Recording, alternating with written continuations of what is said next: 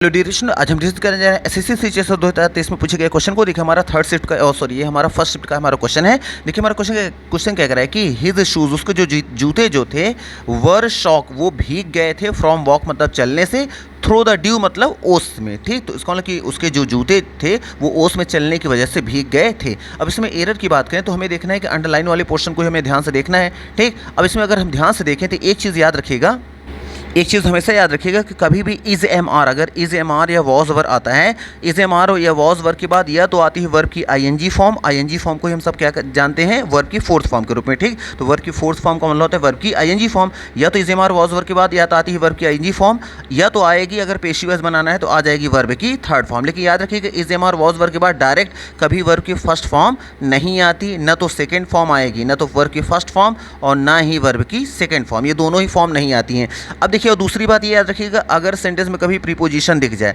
और प्रीपोजिशन के बाद अगर वर्ब आएगी तो याद रखिएगा हमेशा आईएनजी फॉर्म में आती है, वर्ब की फोर्थ फॉर्म में। अब इन दोनों चीज़ों को जानने के बाद अब आते हैं अपने क्वेश्चन में। तो देखिए यहाँ पे क्वेश्चन में क्या आ गया, वर आया है, तो वर चूंकि शूज़ प्लूरल है तो वर तो आएगा। उसके बाद देखिए ईडी लगा है तो ठीक है, थर्ड फॉर्म इसको मान लेंगे, ये थर्ड फॉर्म आ गया। लेकिन फ्रॉम क्या है, एक प्रीपोजिशन है और प्रीपोजिशन के बाद जो वर्ब आती है हमेशा किस फॉर्म में आती है, आईएनजी फॉर्म में आती है। यहाँ फर्स्ट फॉर्म में लिखा है, इसका मतलब ये तो सेंटेंस एरर है, इसका मतलब कि नो इंप्रूवमेंट में तो नहीं जाएगा, इसका मतलब नो इंप्रूवमेंट का जो ऑप्शन है वो रिजेक्ट हो गया।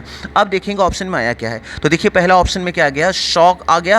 अब यहाँ के शॉक फ्रॉम वॉकिंग, तो देखा जाए तो शॉक तो वर्ड आ गया, यहाँ थर्ड फॉर्म भी है और फ्रॉम आ गया, और फ्रॉम एक प्रीपोजिशन है और प्रीपोजिशन के बाद वर्ब की कौन सी फॉर्म आ गई, आईएनजी फॉर्म आ गई। ये तो सारी चीज़ें कंडीशन को फॉलो कर रहा है, तो मे बी यही हमारा क्या हो जाएगा, राइट आंसर हो जाएगा। लेकिन अदर ऑप्शन को भी आइए चेक कर लेते हैं पहले। बी देखिए क्या आ गया, शॉक, तो हमें पता है कि अगर वर आ गया, वॉज वर के बाद वर्ब की फर्स्ट फॉर्म तो आएगा नहीं, क्योंकि क्वेश्चन में आगे वर दिया है तो उसके बाद वर्ब जो आएगी वो या तो आएगी थर्ड फॉर्म या आईएनजी आना चाहिए, तो यहाँ वर्ब की फर्स्ट फॉर्म लगाया गया था इसलिए ये रिजेक्ट हो गया।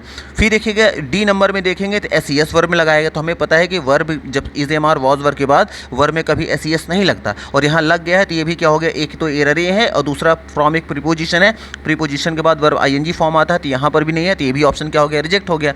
अब एक ही ऑप्शन हमारा बच रहा है, वो कौन सा, ऑप्शन नंबर ए, इसलिए ऑप्शन नंबर ए ही हमारा क्या हो जाएगा, राइट आंसर हो जाएगा। तो मे भी यहाँ पे आपको आइडिया कुछ ना कुछ लग गया होगा।